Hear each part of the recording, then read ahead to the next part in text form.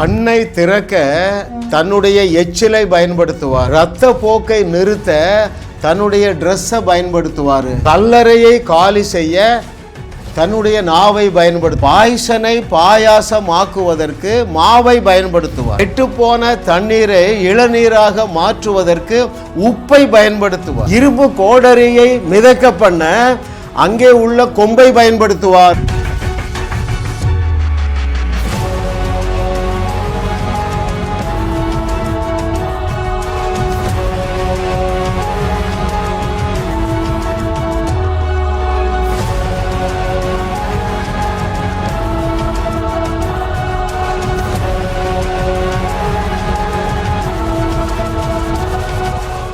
கர்த்தர் நல்லவர், அவர் கிருபை என்றும் உள்ளது. இன்றைக்கு 345வது அவருடைய அனந்த ஞானம் 500 செய்தியில் 345வது செய்தி, பற்றாக்குறையை பந்தாடு.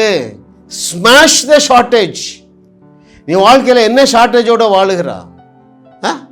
இன்னைக்கு அதை ஃபுட்பால் ஹாக்கி விளையாட போற. உனக்கு கடன் பிரச்சனையா? நீ ஃபுட்பால் ஹாக்கி விளையாட போகிற.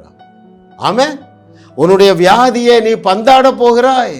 உன்னுடைய குழப்பத்தை பந்தாட போகிறாய். உன்னுடைய பயத்தை பந்தாட போகிறாய். உன்னுடைய அவிசுவாசத்தையும் பந்தாட போகிறாய்.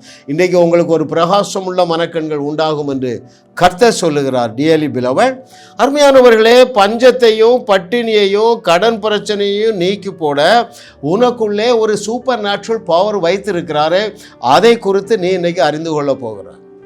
நம்முடைய பல செய்திகளை கேட்டவர்கள் அந்த இயற்கைக்கு அப்பாற்பட்ட அதிசய ஆற்றலை கட்டவிழ்க்கிற கலையை கற்றுக்கொண்டு அநேக வியாதியஸ்தர்களை சுகமாக்குகிறார்கள்.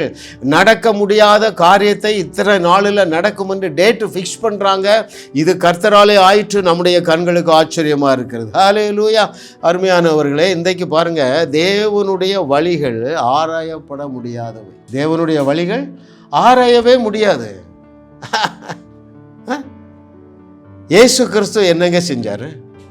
இயேசு கிறிஸ்து என்ன செஞ்சார்?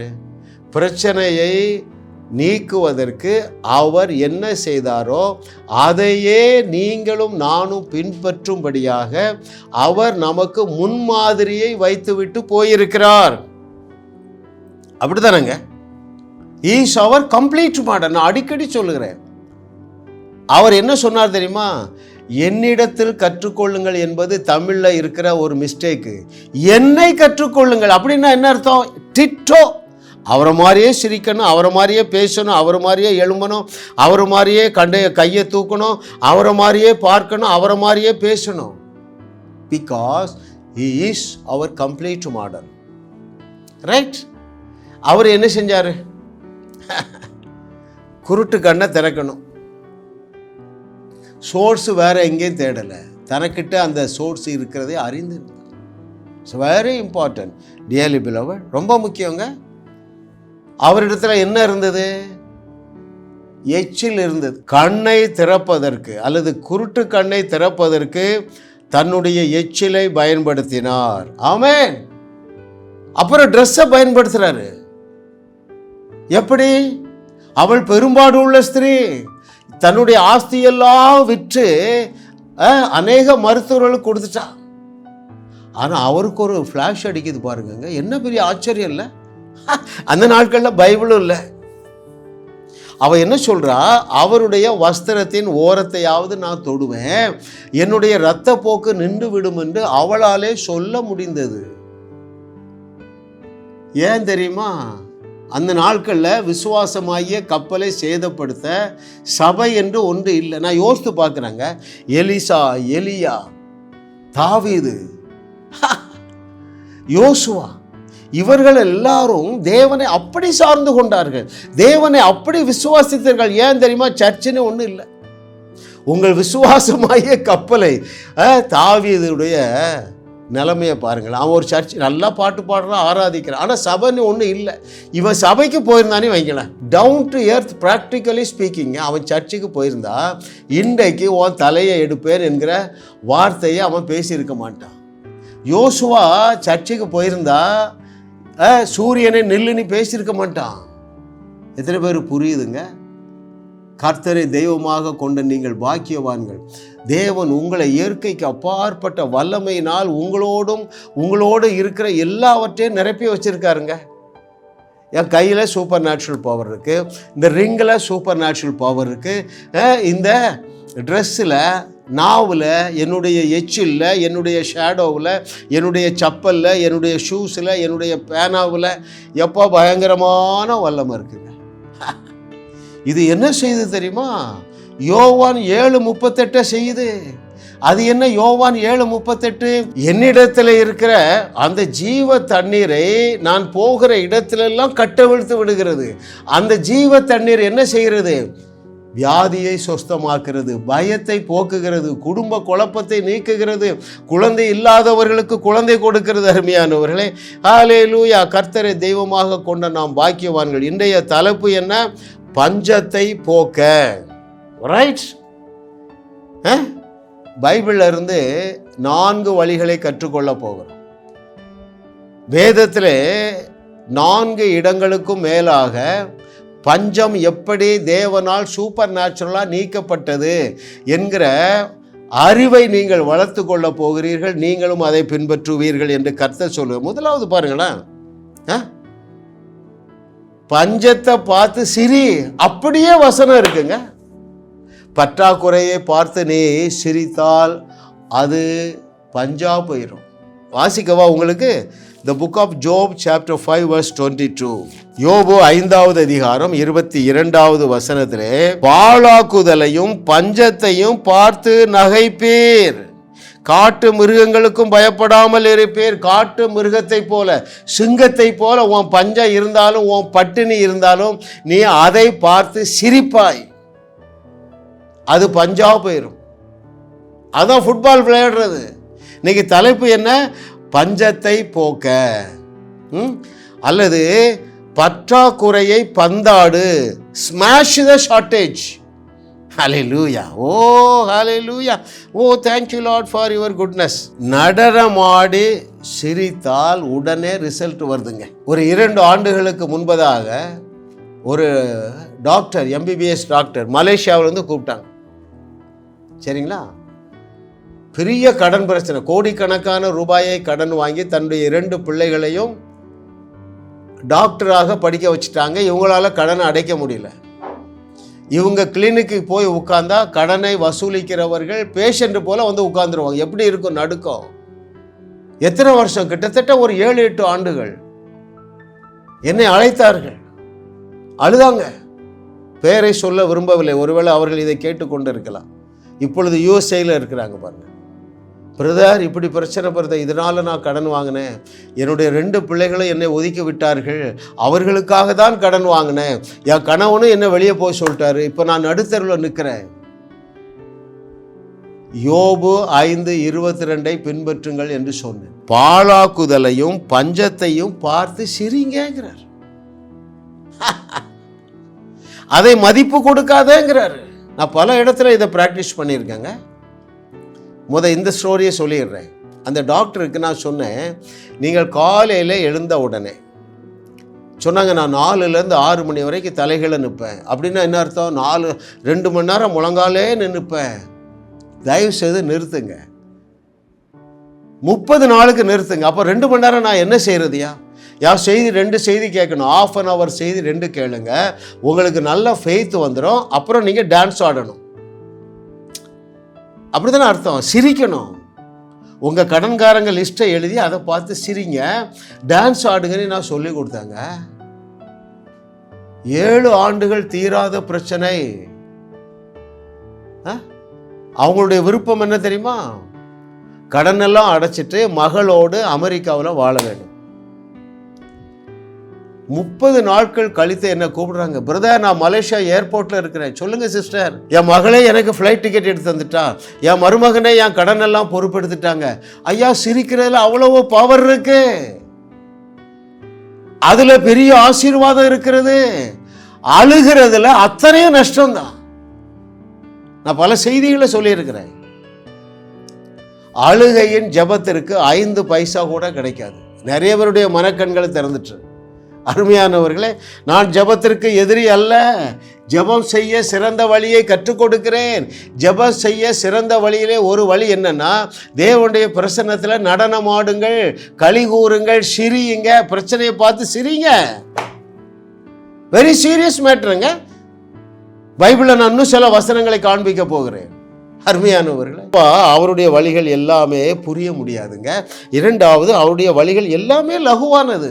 அப்படித்தானே சொன்னாரு, என் வழிகள் லகுவானதாகவும் என் சுமைகள் எப்படி இருக்கும், லகுவாக, எளிதாக, சுலபமானது. சிரிக்கிறது எளிது தானே. அதனால தான் நான் அடிக்கடி சொல்றேன், அவருடைய வழிகள் எல்லாம் எளிமையாக சுலபமாக இருக்கிறதுனால தான் கர்த்தரை தெய்வமாக கொண்ட நீங்களும் நானும் பாக்கியவான்கள். அருமையானவர்களே, ஆமாம் ஆமாம் ஆமாம் ஆமாம் ஆமாம். இன்னும் சில வசனங்கள் வாசிக்கிறேன் பாருங்களேன். அங்கே சங்கீதம் 2:4, Psalm 2:4, பரலோகத்தில் வீற்றிருக்கிறவர் நகைப்பார், ஆண்டவர் அவர்களை இகழுவார். ரொம்ப முக்கியங்க. சுவிசேஷ விரோதிகளை பார்த்து ஆண்டவர் சிரிப்பாராங்க. அது போதும். பாருங்க, பூமியில இப்படி இதா பூமின்னு வச்சுக்கிடுங்களேன். தாளம் போட்டார். எப்போ தாளம் போட்டாரு? பவுலும் சீலாவும் சிறைச்சாலையிலே தேவனை துதித்த பொழுது காலை தட்டி ராகத்தை என்ஜாய் பண்ணாரு. பூமி அதிர்ச்சி வந்துட்டு 2 பேரும் வெளியே வந்துட்டான். கரெக்டா? இன்னைக்கு ஒன்றை நான் சேர்த்து சொல்லுகிறேன், நீ உன் பிரச்சனையை பார்த்து சிரி. தேவன் அங்கே ஒரு பூமி அதிர்ச்சியை கொடுப்பார். எல்லா கட்டுகளிலிருந்து நீ வெளியே வருவாய் மகனே, மகளே. ஹல்லேலூயா. ஐயா, இன்னும் வசனம் இருக்குங்க. 59வது சங்கீதம் 6, 7, 8, அவர்கள் சாயங்காலத்தில் திரும்பி வந்து நாய்களைப் போல ஊளையிட்டு ஊரை சுற்றி திரிகிறார்கள். இதோ தங்கள் வார்த்தைகளை கக்குகிறார்கள். அவர்கள் உதடுகளில் பட்டயங்கள் இருக்கிறது. கேட்கிறவன் யார் என்கிறார்கள். ஆனாலும் கர்த்தாவே, நீர் அவர்களை பார்த்து நகைப்பீர், புறஜாதிகள் யாவரையும் இகழுவீர். இது சப்ப மேட்டருங்க. அதான் சிரிக்கிறது, இகழுகிறது, அற்பமாய் நினைப்பது. நான் பல இடங்களிலே நான் இதை ட்ரையல் பார்த்துருக்கேங்க. காலில் இவ்வளோ பெரிய கட்டி, அவருடைய காலை தொட்டு நாங்கள் வியாதியஸ்தர் மேல் கையை வைக்க வேண்டியதில்லை. ஷூ காலோட அவரை காலை லேசாக மிதித்தேன். இயேசு நாமத்தில் கட்டி இன்னைக்கே மறைந்து போன்னு சொன்னேங்க. அடுத்த நாள் காலையில் வடு கூட இல்லைங்க, அந்த கட்டி மறைஞ்சு போயிட்டு. ஏன்னா நாளில் என்ன சொல்லித்தரேன்னா, வியாதியை மதிக்காதீர்கள், சிரியுங்க, மிதியுங்க. எத்தனை பேருக்கு புரியுதுங்க?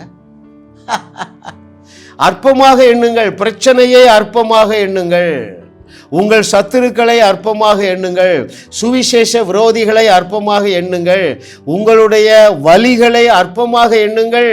பயப்படாதீங்க, அதுக்கு ஒரு இம்பார்ட்டன்ஸ் கொடுக்காதீர்கள். அது நகைப்புக்குரியது, அது நிரந்தரமானது அல்ல, அது நித்தியமானது அல்ல, அது அநித்தியமானது. பல இடங்கள்ல நான் பார்த்துருக்கேங்க. நான் மிதிப்பேன், உடனே வலி போயிடுது. பல நாட்கள், பல வருஷங்கள் நடக்க முடியாதவங்க. எத்தனை பேருக்கு புரியுது? ஐயா, அப்படி நீங்கள் நகைக்க கற்றுக்கொள்ளுங்கள். ஏனென்றால் தேவன் அதைத்தான் சொல்லி கொடுத்தார், தேவன் அதைத்தான் பிராக்டிஸ் பண்ணார். இரண்டாவது, உங்களுடைய பற்றாக்குறையை பந்தாடுவது எப்படி என்றால், உங்கள் கையில் இருக்கிற எல்லாவற்றையும் கொண்டு நீங்கள் சூப்பர் நேச்சுரலாக மல்டிப்ளை பண்ணி கொள்ளலாம். அறிந்து கொள்ளுகிறவர்கள் பாக்கியவான்கள். பைபிளில் இருந்தால் ஏற்றுக்கொள்ளுங்கப்பா, பைபிளில் இல்லைன்னா ஏற்றுக்கொள்ளாத. எத்தனை பேர் புரியுதுங்க? என்னோடு சேர்ந்து சொல்லுங்க, தாழ்மையோடு சொல்லுங்க. ஆண்டவரே, உம்முடைய வேதத்தில் என்னவெல்லாம் எழுதியிருக்கிறீரோ அதை ஏற்றுக்கொள்ளத்தக்கதாக ஒரு மனப்பக்குவத்தை தாருங்கள். நன்றி ஆண்டவரே. சொல்லுங்க, என்னோடு சொல்லுங்க, சொல்லுங்க, சொல்லுங்க. இயேசுவே, நீர் என்னை பார்த்து நான் செய்ததை விட பெரிய கிரியைகளை செய்வீர்கள் என்று சொன்னீரே. இந்த வார்த்தையை ஏற்றுக்கொள்ள எனக்கு ஒரு மனப்பக்குவம் தாருங்கள். அப்படியே நடக்குங்க. பாருங்கள், இதை பழைய ஏற்பாட்டில் அறிஞ்சிருந்தாங்க. யாரு? எலிசா. எதை அறிஞ்சிருந்தா? நம்ம கையில் என்ன இருந்தாலும் அதில் சூப்பர் நேச்சுரல் பவர் இருக்குது. வசனம் வாசிக்கவா? அருமையானவர்களே, கர்த்தரை தெய்வமாக கொண்ட நாம் பாக்கியவான்கள். அருமையானவர்களே, அங்கே பாருங்க, தீர்க்கதரிசி கடனாளி மனைவியை கடன்காரியா விட்டுட்டு எங்கே போயிட்டாரு? செத்து போயிட்டார். 2 பையங்களையும் கடன்காரர்கள் கடத்துவதற்கு வந்துட்டாங்க.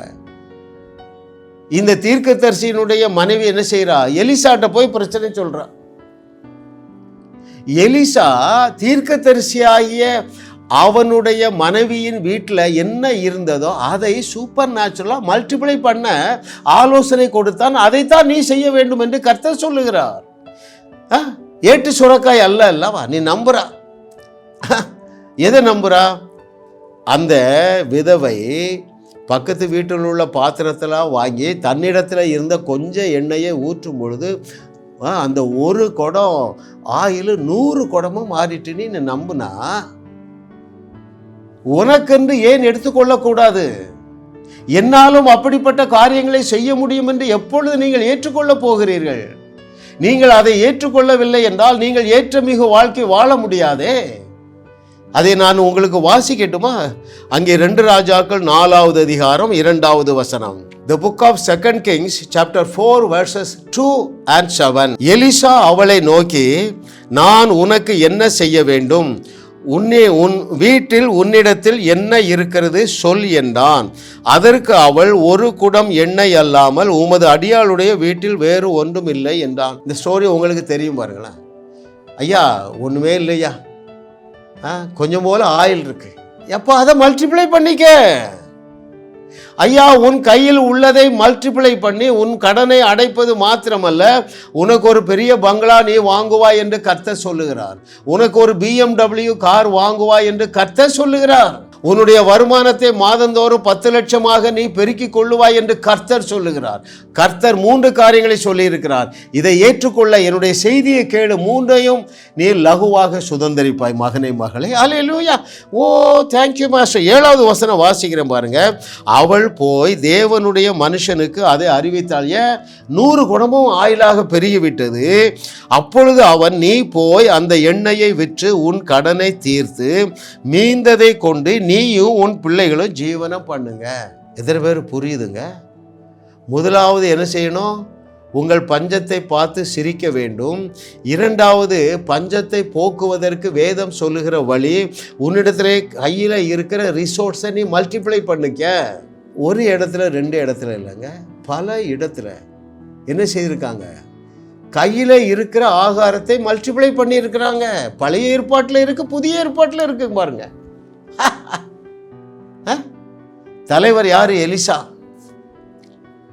கேயாசிட்ட சொல்றேன், எப்பா 5 இட்லி 2 வடை வாங்கிட்டு வந்துட்டார். ஏன்னா இவர் தனியா இருக்கிறார். அவனும் ஓடி போய் வாங்குறான். போன இடத்துல கொஞ்சம் டிலே ஆயிடுச்சு. திரும்பி வந்து பார்த்தா தலைவரை சுத்தி 100 பேர் இருக்காங்க. தலைவர் சொல்றாரு, எப்பா நீ ஒருவன் சாப்பிடக்கூடிய ஆகாரம் தான் கொண்டு வந்திருக்கிறா, இதை எல்லாருக்கும் கொடு, 100 பேரும் சாப்பிட்டு மீதி இருக்கும் என்று கர்த்தர் சொல்லுகிறாங்க. Is it not supernatural increase? Is it not supernatural multiplication? அதை எலிசா மாத்திரம் தான் செய்ய முடியுமா? நாம செய்ய முடியாதா? இதை நம்ம டிஸ்கஸ் பண்ணக்கூடாதா? இதை நாம் அட்டெம்ப்ட் பண்ணக்கூடாதா? அதை உங்களுக்கு வாசிக்கவா? அங்கே 2 ராஜாக்கள் 4வது அதிகாரம் 43 மற்றும் 44வது வசனங்கள். அதற்கு அவனுடைய பணிவிடைக்காரன், இதை நான் 100 பேருக்கு முன் வைப்பது எப்படி என்றான். அதற்கு எலிசா, அதை ஜனங்களுக்கு சாப்பிட கொடு, சாப்பிட்ட பிறகு இன்னும் மீதி உண்டாயிருக்கும் என்று கர்த்தர் சொல்லுகிறார் என்றான். அப்பொழுது அவர்களுக்கு முன்பாக அதை வைத்தான். கர்த்தருடைய வார்த்தையின்படியே அவர்கள் சாப்பிட்டதுமின்றி மீதியும் இருந்தது. நீ தேவனுடைய பிள்ளை தானே? நீ தேவனுடைய பிள்ளையா இருந்துதானே இந்த செய்தியை கேட்கிறா? 20 நிமிஷம் கேட்டிருக்கா இல்லையா? உனக்கு இன்ட்ரெஸ்டா இருக்கு இல்லையா? இதுவே போதும், நீ தேவனுடைய பிள்ளை, அதை சந்தேகிக்காதே. எனவே நீ பேசுகிறது கர்த்தர் பேசுகிறது என்கிற நிஜத்தை எப்பொழுது ஏற்றுக்கொள்ள போகிறாய்? எத்தனை வசனம் அதுக்கு சப்போர்ட்டிவா வேணும்? உன்னை பார்த்தானப்போ சொன்னாரு, தேவ வசனத்தினால்தான் நீ ரட்சிக்கப்பட்டிருக்கிறா. தேவ வசனத்தை பெற்றுக்கொண்டவர்கள் தேவர்கள் என்று மனுஷனா சொன்னா, உன்னுடைய ரட்சகர் அல்லவா, உன்னுடைய நாதனாகிய இயேசு கிறிஸ்து உன்னை பார்த்து சொன்னாரே, நீ தேவர்களா இருக்கிறாய். அப்போ இந்த எலிசா அந்த நாட்களில் அப்படி பேசினால் நீ பேசு. நான் 3 ஆசீர்வாதம் சொன்னேன். சூப்பர் நேச்சுரலாக இன்க்ரீஸ் ஆகி நீ உன்னுடைய பங்களாவை பெற்றுக்கொள்ளுவா என்று கர்த்தர் சொல்லுகிறார் என்று இதனால தான் சொன்னங்க. நாம் தேவர்களாக இருக்கிறோம். யாரெல்லாம் எடுத்துக்கொள்ளுகிறீர்களோ, உங்களுக்கு ஒரு பங்களா வந்து விட்டது, உனக்கு ஒரு BMW கார் வந்து விட்டது, உனக்கு மாதந்தோறும் 10 லட்சம் ரூபாய் வந்து கொண்டே இருக்கும் என்று கர்த்தர் சொல்லுகிறார். கேட்கிறதற்கு காது உள்ளவர்கள் கேட்க கடவர்கள். என்னை விட எலிசா ஒன்றும் பெரிய ஆள் கிடையாதுங்க. உன்னையும் விட எலிசா பெரிய ஆள் கிடையாதுங்க. மத்தேயு 11:11 படி நாம் அவர்கள் எல்லாரை காட்டிலும் பெரியவர்கள் என்று இயேசு சொல்லி இருக்கிறாரு. அப்போ எலிசா ஒரு ஆசீர்வாதத்தை சொல்லிட்டு கர்த்தர் சொல்லுகிறார் என்று சொன்னால், நாம் எவ்வளவு விசுவாசத்தோடு ஒருத்தரை ஆசீர்வச்சிட்டு கர்த்தர் சொல்லுகிறார் என்று சொல்ல வேண்டும். சாதாரண வாழ்க்கையை வாழ முடியாதுங்க. கர்த்தரை போல தான் வாழ முடியும். தைரியமாக களத்தில் இறங்கும் மகனே மகளே. 3வது பாருங்க, சூப்பர் நேச்சுரல் இன்க்ரீஸ். இன்றைக்கி என்ன பிரச்சனையை டிஸ்கஸ் பண்ணுறோம்? பற்றாக்குறை, பஞ்சம், பட்டினி. இதைத்தான் நம்ம டிஸ்கஸ் பண்ணுறோம். என்ன தலைப்பு? ஸ்மாஷ் த ஷார்ட்டேஜ். பற்றாக்குறையை பந்தாடு. இயேசு கிறிஸ்து எப்படி பந்தாடினார் என்று பார்ப்போமா? 25,000 பேருக்கு சாப்பாடு கொடுக்கணுங்க. எங்க? வனாந்தரத்தில். அந்த பற்றாக்குறையை எப்படி பந்தாடினார்னு உனக்கு தெரியும். நான் ரொம்ப டீட்டெயிலாக போக வேண்டியதில்லை. இல்லை, என்ன பண்ணார்? எப்போ உங்களிடத்தில் என்ன இருக்குது? எலிசா காட்ட மாதிரியே கேட்குறாரு. எலிசா என்ன கேட்குறாரு? தீர்க்கதரிசியின் மனைவியிடத்தில், எப்போ உன் கையில் என்ன இருக்குது? கொஞ்சம் போல என்ன இருக்குது? சீஷர்கள், ஐயா ஒருத்தன் கையில் ஒரு கிண்டலாக தான் சொல்லியிருப்பான். ஏன்னா அவனுக்கு விசுவாசமே கிடையாது.